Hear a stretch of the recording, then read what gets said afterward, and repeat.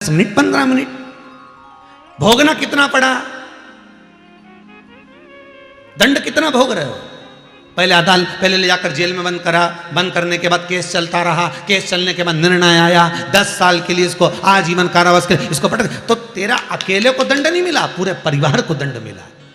वो भी तड़प रहे तुझसे मिलने के लिए, वो भी तरस रहे और तू भी तरस। जरा सी देर का चाकू मारा, जरा सी देर का कुछ काम कर दिया, भोगना कितना पड़ा, कितना। यही जीवन है। व्यक्ति जरा सा कर्म बुरा करता है, जरा सा झूठ बोलता है, छल करता है, प्रपंच करता है, बेईमानी करता है, जरा सा काम बुरा करता है, भोगना कितना पड़ता वो तो देखो। चाकू तो जरा सा मारा, भोगना कितना पड़ा 10-20 साल। उसी तरह कर्म हमने बेकार करा, भोगना कितना पड़ा। संसार सागर में आकर 84 लाख योनियां ऐसे ही नहीं मिल गई है, केवल कर्म को भोगने के लिए मिली है। भोगो, जो करा है उसको भोगना पड़ेगा।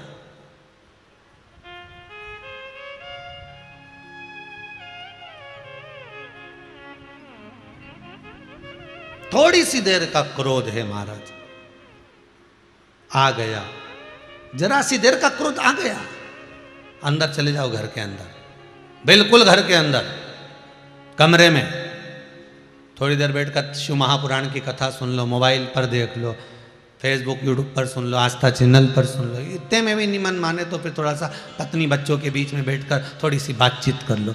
10 मिनट के लिए टाल दिया जाए विवाद को, क्रोध को 15 मिनट के लिए टाल दिया जाए, 15 मिनट के लिए छोड़ दिया, फिर देखेंगे अपन बाद में। पर नहीं छूटता सा, इतना आग बबूला हो गया, इतना हो गया, सब नष्ट कर दिया, सब कर।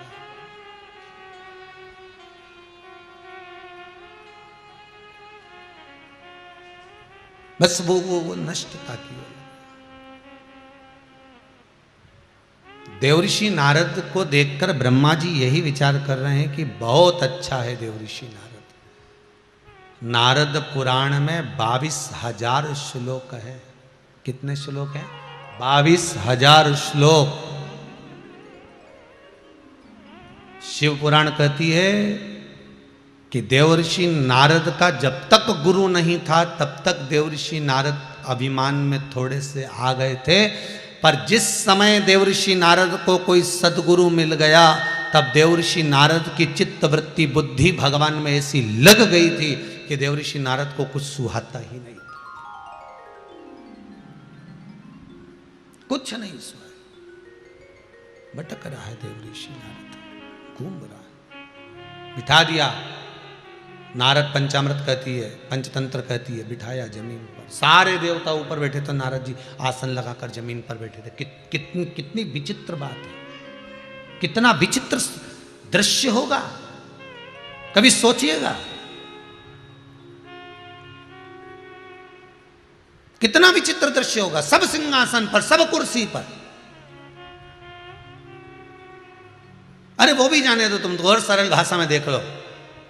तुम्हारे परिवार में तुम्हारे रिश्तेदारों क्या शादी हो रही है, सबके लिए सोफा सेट लगा है, सबके लिए कुर्सी लगी है, और तुम आए, सारी कुर्सियां भरी हुई थी, तुम कहाँ बैठोगे? किसी से पूछा, ए मासी जी, मामा जी, मैं कहाँ बैठूं? और मामा जी बोल दे, काम कर, ये बाजू में थोड़ा सा सरका के और यहाँ कुर्सी के नीचे आराम से तू यहाँ बैठ जा। अब जिसको तुमने बिठाया उसको गुस्सा आया कि नहीं आया? बताओ। खुद तो सोफा पे, खुद तो कुर्सी पर, खुद तो बढ़िया चकाचक पलंग पर बैठा, और हमको कहाँ बिठा रहा? नीचे।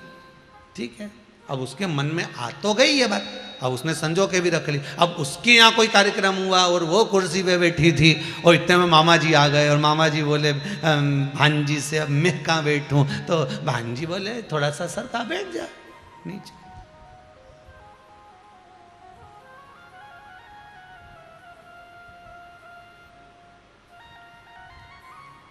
बड़ा विचित्र संसार है। जो बोगे वही काटोगे, जो दोगे वही पाओगे। मीठी वाणी दोगे तो मीठा मिलेगा, तीखी वाणी दोगे तो तीखा मिलेगा, अच्छा बोलोगे तो अच्छा मिलेगा। जैसी आप सामने वाले को दे रहे हो वैसा कि वैसे आपको प्राप्त होना, वैसा कि वैसे। नारद जी बैठ गए आसन लगाकर, पर नारद के मन में ये खलबली मची हुई है कि मुझे जमीन पर आखिर आसन लगाकर क्यों बिठाया। जब ये सब सिंहासन पर बैठे हैं तो मेरे लिए आसन क्यों लगाया गया, मेरे लिए आसन क्यों रखा गया महाराज, किस लिए?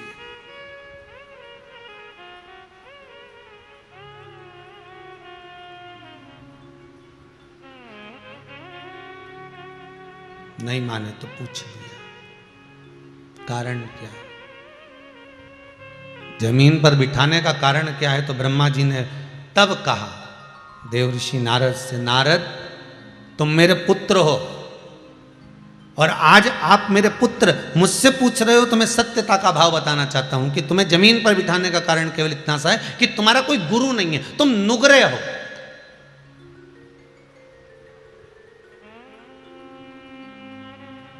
तुमने किसी से गुरु मंत्र नहीं लिया।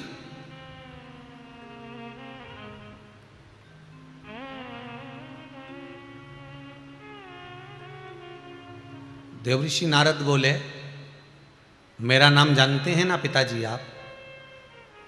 ब्रह्मा जी बोले, हाँ जानता हूं, क्या नाम है मेरा? ब्रह्मा जी ने कहा तुम्हारा नाम नारद है।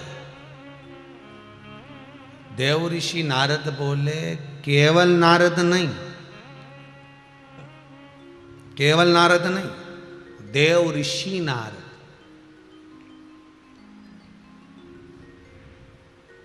अब माता पिता के आगे संबोधन देने की क्या जरूरत है?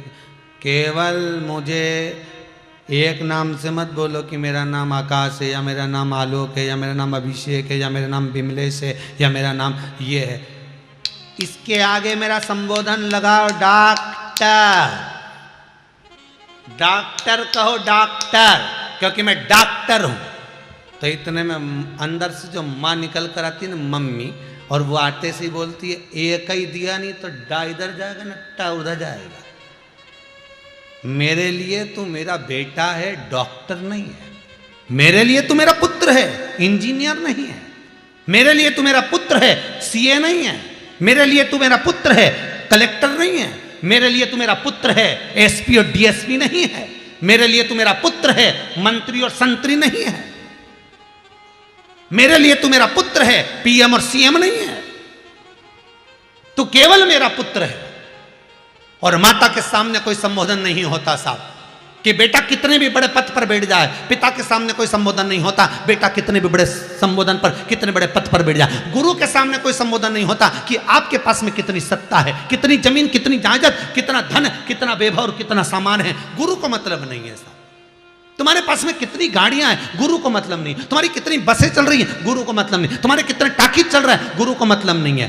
अगर असली संत होगा, सदगुरु होगा, उसको कोई मतलब नहीं कि तुम्हारे पास क्या है। गुरु तो ये देखता है कि गाड़ी से मतलब नहीं, गुरु ये देखता है कि भजन कितना है, स्मरण कितना है, नाम जाप कितना है, नाम कीर्तन कितना है, कितनी भक्ति करता है, कितनी देर भगवान का भजन करता है, कितनी बार मंदिर में जाकर आसन लगाकर बैठता है, कितनी देर बैठकर शिव का अनुमोदन करता है, कितनी देर बैठकर शंकर को जल चढ़ाता है। गुरु ये देखता है। गुरु ये नहीं देखता गाड़ी कितनी, बंगला कितना। साहब जब लोग आते हैं ना गुरु जी के सामने तो बड़ा बड़ा संबोधन देते, साहब ये उनके पिए हैं। अच्छा बहुत बढ़िया साहब, इनकी इतनी गाड़ियां, ओहो इनकी इतनी दुकानें, ओहो इनका ये है। गुरु को क्या करना? तुमने कौन सा गुरुजी को गाड़ी दे दी, तुमने कौन सा गुरुजी को अंबारियां दे दी। गुरु को मतलब नहीं। गुरु तो यह जानना चाहता है कि इसका भजन कितना है।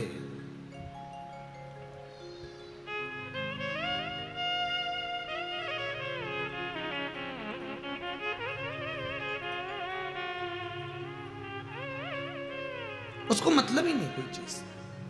वो अपनी भक्ति में, अपनी चित्तवृत्ति में, अपने आनंद में बस सदा तत्परता में डूबा ही रहता है। उसको मतलब नहीं तुमसे। बस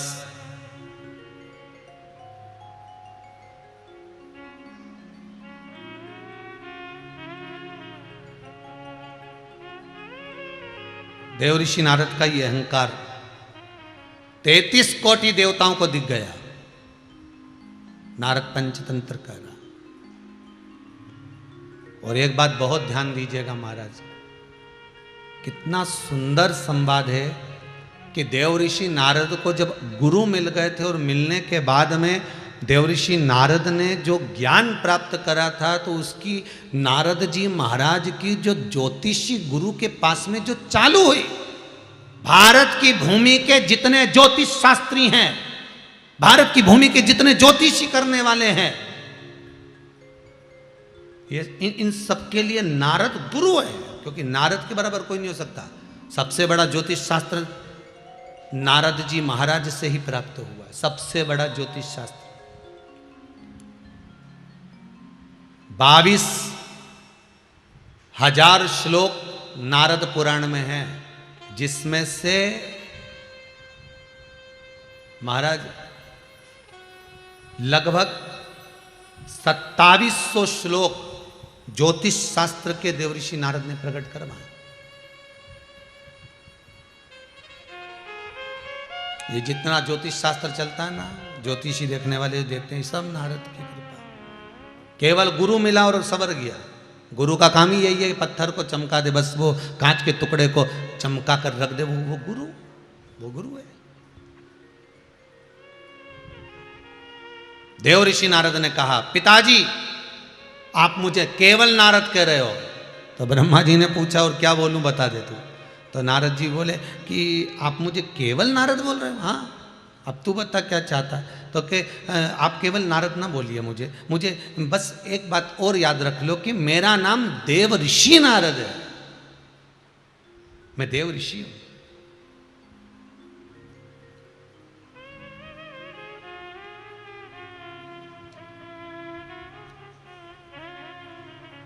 केवल देवऋषि।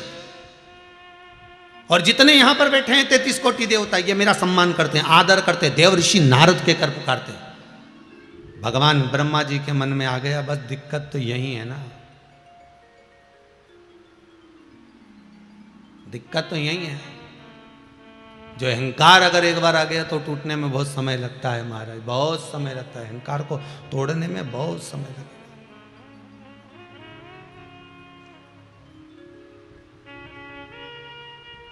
बहुत समय।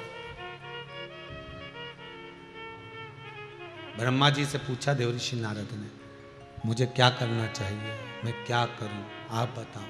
भगवान ब्रह्मदेव ने कहा, एक काम करो, कोई असली गुरु ढूंढ लो, कोई असली गुरु। शिव महापुराण की कथा कहती है, नारद जी ने तप करने से पहले, अभी तक जितनी लॉकडाउन में कथा श्रवण करी है उसमें अपन ने केवल एक संवाद सुना था कि नारद जी ने तप करा, कामदेव को जीता, शंकर जी के पास गए, रुद्राक्ष की माला मिली, वो फेंक दी, नंदी ने उठाई, नारद जी विष्णु भगवान के पास में गए और उनका बंदर का मुख लगा। ये कथा तो अपन सुन चुके हैं, पर इस गुरु शिव महापुराण की कथा जो चल रही है, जिस कथा में गुरु के महत्व को हमें जानना है कि देवऋषि नारद के गुरु कौन थे, पार्वती के गुरु कौन थे, शंकर के गुरु कौन थे, भगवान कृष्ण के गुरु कौन थे, राम के गुरु कौन थे, उनका संबोधन जो हमको जानना है।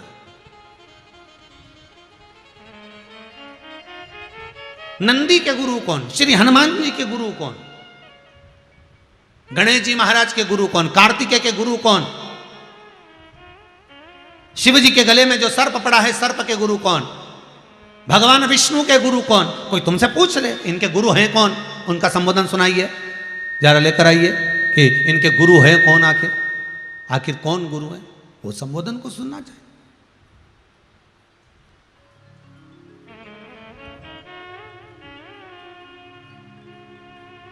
महाराज बस वही बात को ध्यान में रखा जाए, वही संबोधन को ध्यान में रखा जाए।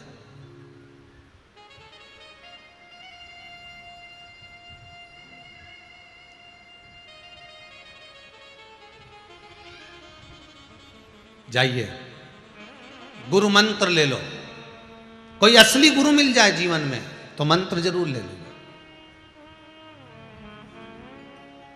फिर कहेंगे पानी पियो छान और गुरु करो जान।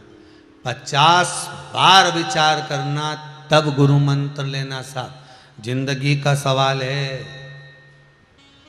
जिंदगी का सवाल। मन को छू जाए कि ये गुरु मंत्र मिलेगा तो इससे मुझे शिव मिलेगा, तो समझ लो कि गुरु दीक्षा लेना, गुरु मंत्र लेना सार्थक है, वरना नहीं।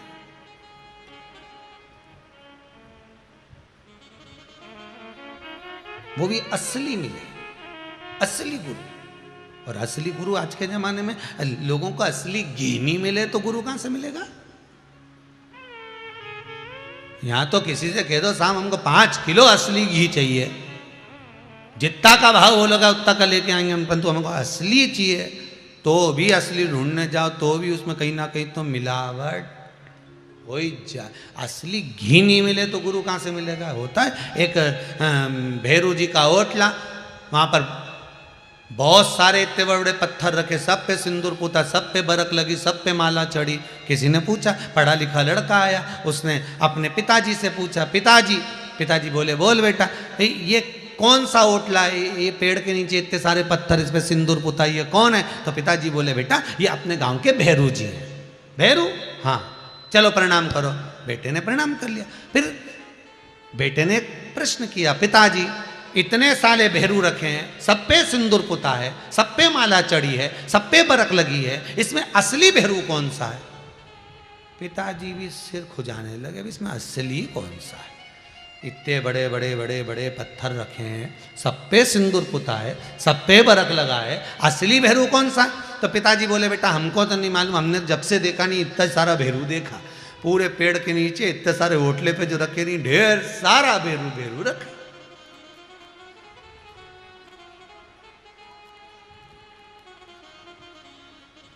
अब प्रश्न तो खड़े हो जाते हैं ना, प्रश्न तो सामने आते हैं।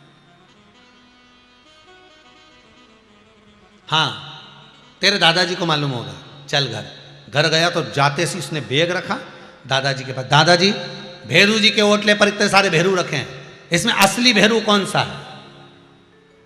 दादाजी बोले बेटा हमारा जमाना में तो एक ही भैरू था, बीच में जो इतना बड़ा पत्थर दिख रहा है भाटा रखा हुआ, हाँ लोग उसी पे सिंदूर पोतते थे, उसी को माला पहनाते थे, और ये बाकी का इतना सारा पत्थर रखा, ढेर सारा भैरू इकट्ठा हो गया, ये कहाँ से आया? तो दादाजी बोले बेटा हमारा जमाने में एक ही भैरू था, लोग सिंदूर पोतने आते थे, साथ में रुमाल नेपकिन नहीं लाते थे, एक पत्थर उठाया हाथ पोछा पटक गए, दूसरा पत्थर उठाया हाथ पोछा पटक गए, तीसरा आया हाथ पोछा पटक गए। एक ही भैरू था, पर उसके पास में जितने पत्थर रखे नहीं सब हाथ पोछ के धर के चले गए। अब लोगों ने सोचा कि ये ही भैरू है, तो लोग आते सिंदूर पोतने, तो जो असली बीच में उसको तो कोई पोतता ही नहीं, जितने पुता हुआ उन पड़े रहते उनको ही पोत के चले जाते, और असली धरा की धरा रह जाते, असली पड़ा की पड़ा ही रह जाते।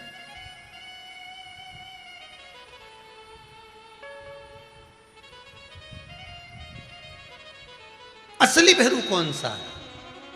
तो कहा बीच में जो है बस, बाकी के वो तो पूछा हुआ है, सब हाथ पोछ के पटक गए, उसी पे लोग सिंदूर पोत दिया। बस यही जीवन है। असली सतगुरु को पहचानना, असली गुरु को जानना बहुत कठिन है। संसार में इतने गुरु हो जाएंगे, इतने गुरु हो गए कि ढेर के भाव में मिल जाए, पर असली कैसे मिलेगा? असली ढूंढो।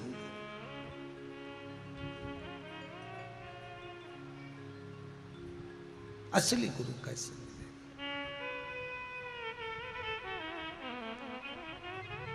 गुरु बिन ज्ञान न उपजे, गुरु बिन संशय ना मिटे, गुरु बिन भक्ति ना मिले, गुरु बिन मुक्ति ना मिले। असली गुरु को छाटा जाए, असली गुरु को प्राप्त किया जाए, तब सुख का भान उत्पन्न हो सकता है।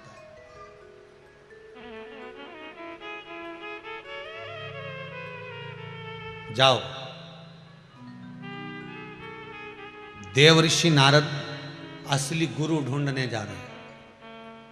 कितने दिन लग गए नारद जी को, भ्रमण करते करते नारद जी वापिस आ गए।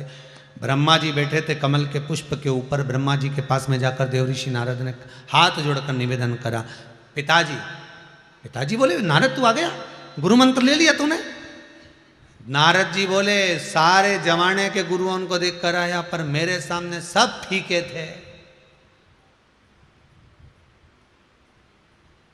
कोई के भीतर कुछ था, कोई के भीतर कुछ था, इसलिए मैंने गुरु मंत्र नहीं लिया। यही तो अभिमतता है। भगवान कृष्ण ने दुर्योधन और युधिष्ठिर दोनों को भेजा। दुर्योधन जा, पूरी हस्तिनापुर में से किसी एक व्यक्ति, अच्छे व्यक्ति को ढूंढ कर लेकर आ। और युधिष्ठिर से भगवान कृष्ण ने कहा, पूरी हस्तिनापुर में से किसी एक बुरे व्यक्ति को ढूंढ कर लेकर आ। किसी एक बुरे व्यक्ति को ढूंढ कर लेकर आ। दुर्योधन अच्छा ढूंढने जा रहा है, युधिष्ठिर बुरा ढूंढने जा रहा है। कई दिनों तक ढूंढता रहा दुर्योधन, पर कोई अच्छा नहीं मिला। और युधिष्ठिर कई दिनों तक ढूंढता रहा, कोई बुरा नहीं मिला। कारण क्या था? दुर्योधन जितनों को देखता था उसमें कुछ ना कुछ बुराई ढूंढ लेता था, और युधिष्ठिर जितनों को देखता था उसमें कुछ ना कुछ अच्छा ही देख लेता था।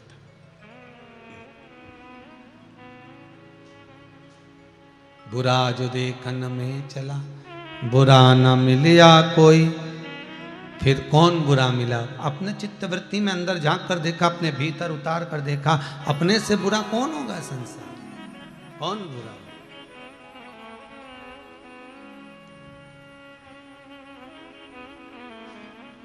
कौन बुरा? अच्छे को अच्छे मिलते, बुरे को सब बुरे मिलते। आप जैसा देखेंगे, आप जैसा प्राप्त करेंगे वैसा मिल जाएगा। आपका स्वभाव जैसा होगा, सामने वाला व्यक्ति वैसा मिलते चले जाएगा। देव ऋषि नारद कहने लगे, मैं सारी दुनिया में घूम कर आया, सारी दुनिया में दौड़ कर आया, कोई मेरे को गुरु ही नहीं मिला। मैं किसको गुरु बनाऊं? मेरे को तो कोई गुरु मिलता ही नहीं है। इतने में ब्रह्मा जी ने भगवान विष्णु की साक्षी में कह दिया, एक काम कर, अगर गुरु नहीं मिलता तो एक नियम लेकर जाना। एक नियम बना कि कल मैं समुद्र के तट पर जाऊंगा, सुबह सुबह ब्रह्म मुहूर्त में जो पहला व्यक्ति मिलेगा उसी से गुरु मंत्र ले लूंगा। बस ये नियम बना लो, जा।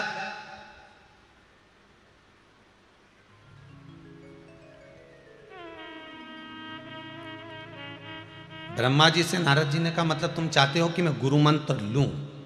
देव ऋषि नारद भी किसी को गुरु बनाए? ये हो सकता है? क्यों नहीं हो सकता? नियम बना कि अगर तुझको कोई गुरु अच्छा लग ही नहीं रहा, तुझको कोई गुरु मिल ही नहीं रहा, तो नियम बना कर जा कि सवेरे ब्रह्म मुहूर्त में जो मुझे समुद्र के तट पर मिलेगा पहला व्यक्ति, उसी से गुरु मंत्र लूंगा। चले जा। अब ये सारी जो लीला थी, ये तो भगवान महाकाल राजा उज्जैनी नरेश, मेरा कालाधिपति महाकाल ही कर रहा था, सब लीला कर रहा था। गए देव ऋषि नारद, नियम लेकर गए, जो सुबह सबसे पहले मिलेगा उसी से गुरु मंत्र लूंगा। गए, आगे जाके एक बूढ़ा सा व्यक्ति मिल गया, बूढ़ा सा था, मछुआरा था, मछली पकड़ने वाला, बड़ा बुजुर्ग, वही मिला। हाथ कांप रहे थे, थर थर, काला सा स्वरूप था, लंबे लंबे बाल थे, दांत आगे के दो लंबे से निकले हुए थे, कानों में थोड़े कुंडल पड़े हुए थे, आंखें पूरी भयंकर हो रही थी चेहरे के साथ। और वही मिल गया। देव ऋषि नारद ने उनको देखा और देखते से हाथ जोड़कर कहा, आप मुझे पहचानते हो? अब ये बोलने की क्या जरूरत है कि पहचानते हो? तुम्हें तो मंत्र लेना ही नहीं, तुम्हें तो मंत्र से मतलब है, पर पहचानते हो तुम मुझको? वो बूढ़ा व्यक्ति बोला, हाँ मैं तुम्हें पहचानता हूं, तुम देव ऋषि नारद जैसे दिख रहे हो, पर यह पक्का नहीं है कि तुम देव ऋषि नारद हो। अब देखो, असली गुरु मिल गया। अब भी इससे ही अहंकार तोड़ दिया, 2 मिनट नहीं लगे कि तुम देव ऋषि नारद जैसे दिखते हो, पर यह गारंटी नहीं है कि तुम देव ऋषि नारद हो। मतलब ये अहंकार टूट गया कि नारद, अब तेरे भीतर अहंकार था कि मैं देव ऋषि नारद, मैं देव ऋषि नारद, तो यह अभिमान तेरा अभी के अभी टूट गया, अभी के अभी गया। बस यही गुरु है कि गुरु ऐसी चलाओ मेरी कार, जहाँ में बैठो है श्याम सरकार। गुरु ऐसी चलाओ मेरी कार, जहाँ में बैठो है श्याम सरकार। गुरु ऐसी चलाओ मेरी कार,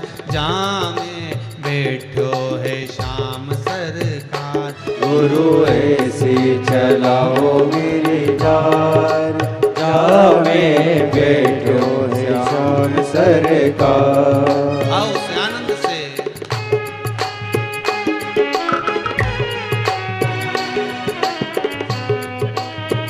जय हो जय हो।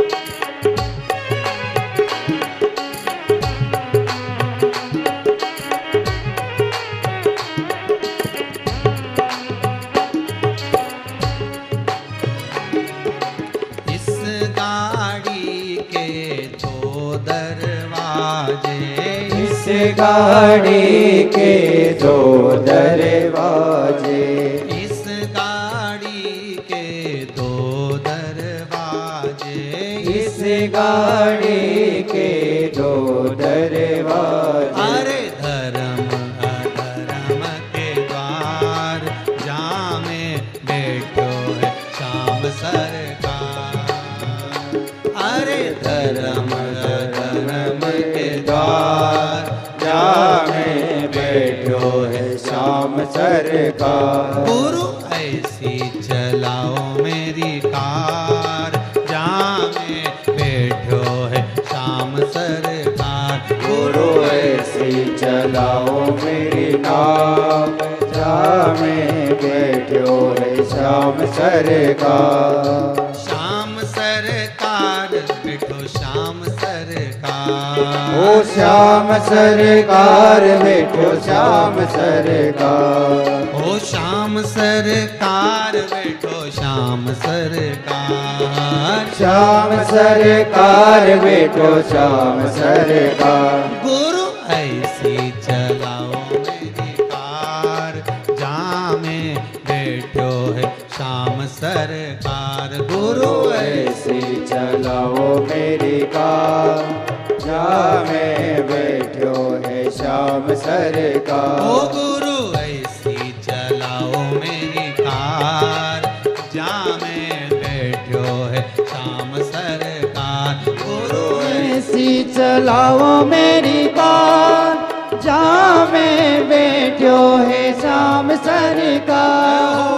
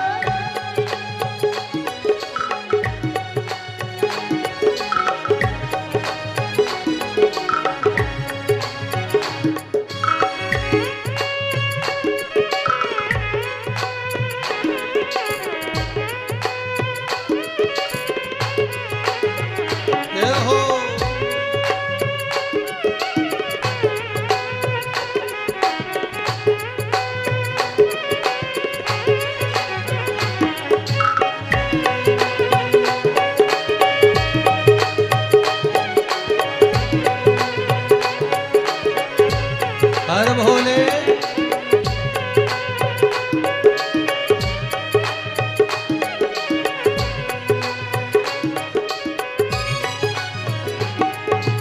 इस गाड़ी का एक ड्राइवर, इस गाड़ी का एक ड्राइवर। ओ इस गाड़ी का एक ड्राइवर, इस गाड़ी का एक ड्राइवर। मेरी बुद्धि में बैठो सरकार, जामे बैठो है श्याम सरकार।